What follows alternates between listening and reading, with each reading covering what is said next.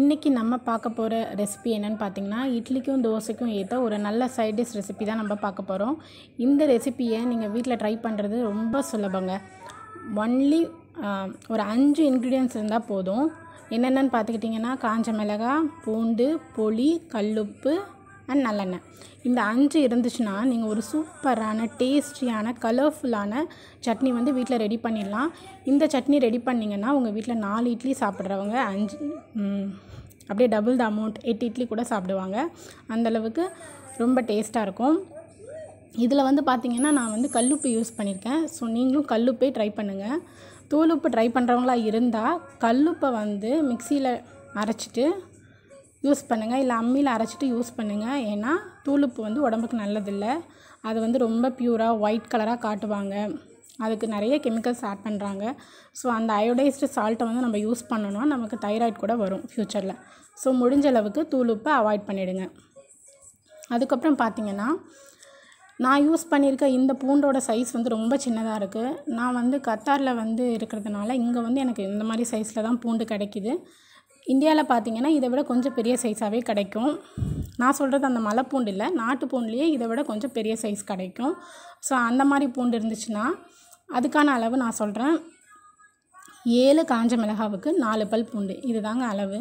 இப்போ என்கிட்ட வந்து சின்ன சைஸான பூண்டு இருக்கிறதுனால நான் என்ன பண்ணியிருக்கேன்னா 6 பல் பூண்டு எடுத்திருக்கேன். அதாவது 7 மிளகாவுக்கு 6 பல் பூண்டு அப்படி எடுத்திருக்கேன். நீங்கள் வந்துட்டு பெரிய சைஸ் பூண்டு இருந்துச்சுன்னா 7 மிளகாவுக்கு 4 பல் பூண்டு அப்படி எடுத்துக்கோங்க. இது வந்து கொலஸ்ட்ரால் இருக்கிறவங்களுக்குலாம் ரொம்ப நல்லது. அவங்க வந்து இந்த மாதிரி ரெசிப்பியை வந்து ட்ரை பண்ணலாம். இப்போ இது எல்லாத்தையுமே வந்து நான் ஒரு மிக்ஸி கிரைண்டரில் போட்டு அரைக்க போகிறேன். என்னோடய மிக்ஸியோட ஜார் பார்த்திங்கன்னா கொஞ்சம் பெருசாக இருக்கும். ஸோ இதை வந்து கிரைண்ட் பண்ணுறதுக்கு நான் கொஞ்சம் தண்ணி யூஸ் பண்ணி தான் கிரைண்ட் பண்ண போகிறேன். அப்புறம் நல்லெண்ணெய் வந்து செக்கில் உள்ள நல்லெண்ணெய் தான் நான் யூஸ் பண்ணுறேன். இப்போ பாருங்கள், நான் நல்லா ஸ்மூத் பேஸ்ட்டாக இதை ரெடி பண்ணிட்டேன். இதே மாதிரி கன்சிஸ்டன்சியில் தான் நீங்களும் ரெடி பண்ணணும். கொஞ்சம் நிறைய போட்டிங்கன்னா நீங்கள் ரொம்ப தண்ணி விடவும் தேவையில்லை. ஸோ இதை வந்து நீங்கள் அரைச்சிட்டு ஃப்ரிட்ஜில் வச்சிட்டிங்கன்னா 1 வாரம் வரைக்கும் கெடவே கெடாது. ரொம்ப நல்லாயிருக்கும். நீங்கள் வந்து இதில் நல்லெண்ணெய் ஆட் பண்ண போகிறீங்க, மற்றபடி எந்த ஒரு தாளிப்பும் இதில் நான் ஆட் பண்ண போகிறதில்ல. ஸோ நல்லெண்ணெய் ஆட் பண்ணிட்டீங்க அப்படின்னா, ஒன்ஸ் நீங்கள் இப்போவே நிறையா ஆட் பண்ணிட்டீங்கன்னா அதில் உள்ள காரம்லாம் இருக்க கம்மியாயிடும். ஸோ இப்போ வந்து ஒரு 2 ஸ்பூன் எண்ணெய் மட்டும் நான் ஆட் பண்ண போகிறேன். அதுக்கப்புறம் நம்ம இட்லி சாப்பிடும் போது நம்ம தேவையான அளவுக்கு எண்ணெயை வந்து யூஸ் பண்ணி ஆட் பண்ணிக்கலாம். அவங்கவுங்க காரத்துக்கு தகுந்த மாதிரி நீங்கள் எவ்வளோ வேணாலும் நல்லெண்ணெய் ஆட் பண்ணிக்கலாம். நல்லெண்ணெயும் உடம்புக்கு நல்லது தாங்க.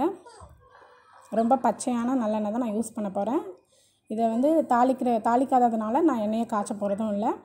இதை அப்படியே ஊற்றிடுங்க. ஒரு 2 ஸ்பூன் நான் இப்போ ஊற்றிருக்கேன். மிக்ஸ் பண்ணி பாருங்கள், எவ்வளோ நல்லா கலர்ஃபுல்லான ரெட் கலர் சட்னி கிடச்சிருக்கு. ரொம்ப டேஸ்ட்டாக இருக்கும். இந்த வீடியோ உங்களுக்கு பிடிச்சிருந்துச்சுன்னா மறக்காமல் சப்ஸ்கிரைப் பண்ணுங்கள், என்னோடய சேனலை லைக் பண்ணுங்கள், கமெண்ட் பண்ணுங்கள் அண்ட் ஷேர் பண்ணுங்கள். ட்ரை பண்ணி பாருங்கள். ட்ரை பண்ணி பார்த்துட்டு எப்படி இருக்குன்னு சொல்லுங்கள்.